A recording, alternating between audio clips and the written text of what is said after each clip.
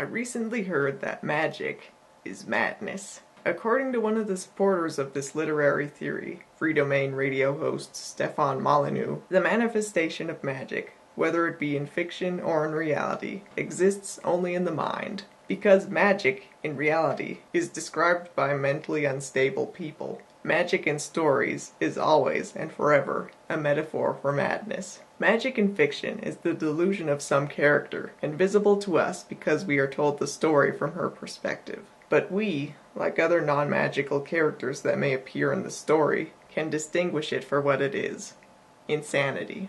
The character is deluding herself into thinking that magic is occurring, when in reality she is screaming verbal abuse, babbling to herself, or performing some other destructive or crazy behavior as a result of trauma or boredom. Stefan's review of Frozen is what introduced me to this theory. Interpreted using the magic is madness theory, Frozen tells the story of Elsa, who, out of the boredom of her tedious existence, developed the insane belief that she could do ice magic. One day, in a fit of madness, Elsa hurts her sister Anna. Her parents hide her away and tell her to hide her insanity.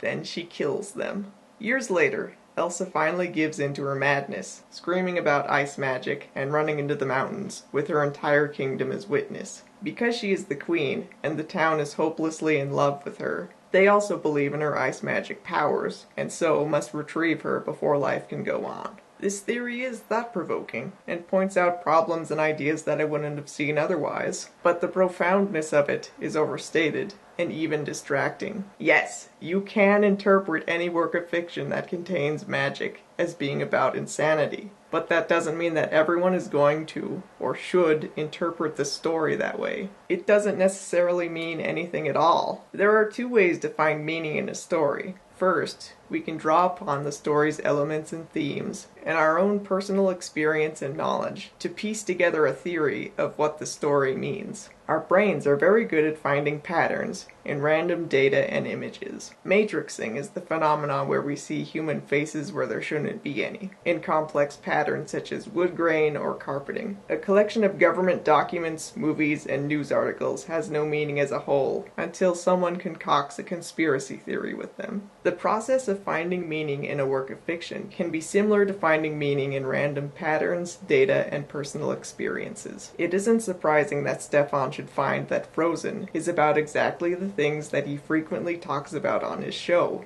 female privilege, PTSD, and child abuse. Frozen takes place in a nonsense world featuring a snowman who dreams of summer, a princess who pines after a man she just met, and a city that easily accepts that their queen has horrible ice magic. Magic is madness is only one of thousands of ways to interpret this chaos. A person who has experienced depression or anxiety is more likely to interpret Frozen as being about Elsa's metaphorical battle with these problems, and the effects they have on those around her. Just because a work of fiction means something in particular to someone doesn't mean that it will mean the same thing to everyone else automatically. If I am unaware of the magic is madness theory, or that female privilege exists, then why would I consciously or unconsciously interpret Frozen as being about these things?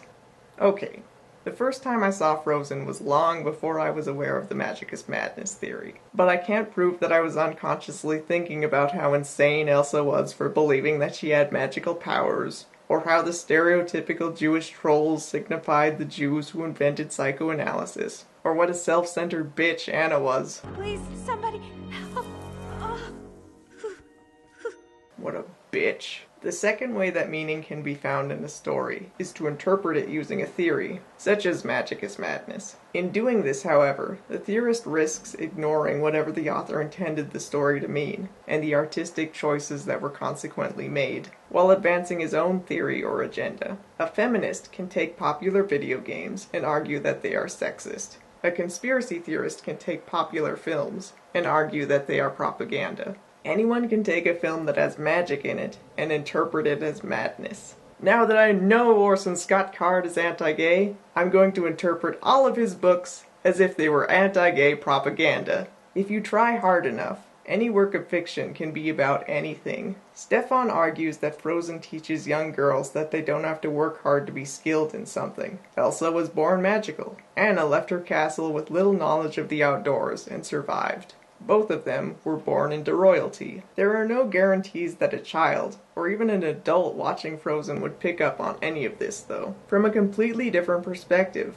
Frozen is about the importance of being open about who you are. Elsa's magic symbolizes absolutely anything anyone would want to hide about themselves, out of fear of rejection or of hurting someone. This could include being gay or transgendered, feeling depressed, anxious, angry, or suicidal for any number of reasons, or admitting a lie or wrongdoing. The filmmaker's choices may have been to emphasize this message. For example, it isn't important that we know whether Elsa or Anna know how to rule a kingdom, because the focus of the story is Elsa opening up to her sister. Anna being able to perfectly throw a pickaxe, or neither of the sisters showing any interest in politics, could be seen as lazy writing, but not a meaningful plot point. I think that the magic is madness theory is a valuable way to interpret fiction, but it doesn't describe what Frozen is about to me. The most impressive interpretation I've heard using this theory was of Harry Potter, because it was so well supported by both evidence in the book and in J.K. Rowling's life. Stefan's interpretation of Frozen pleads for stronger, more thoughtful writing more than anything. Stefan's effort to argue that all fiction that contains magic is about insanity distracts from what I think he's really trying to say. What rules over us is bad ideas. That's it. Nothing more, nothing less. Bad, irrational, illogical, subjective objectivity, right? It's objective that counterfeiting is wrong, but we get the Federal Reserve, right? It's objective that theft is wrong, but we get to tax, right? So the idea that we must learn kung fu to fight killer robots is a great way of distracting people with delusions of violence rather than getting them to think critically and oppose the bad ideas. So the Matrix to me is, yeah, we're ruled. Yeah, we're controlled. Yeah, we live in this false reality. The solution... Kung Fu! Flying!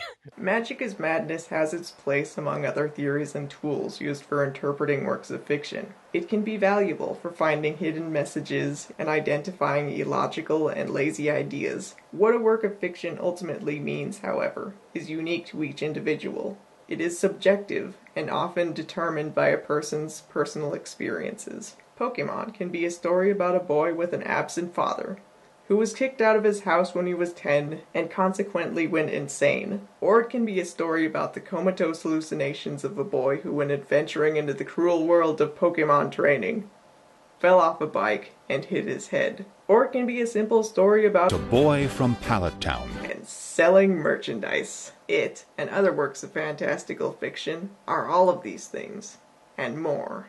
Talk at you next time. Tell me, what made the Queen go all ice crazy?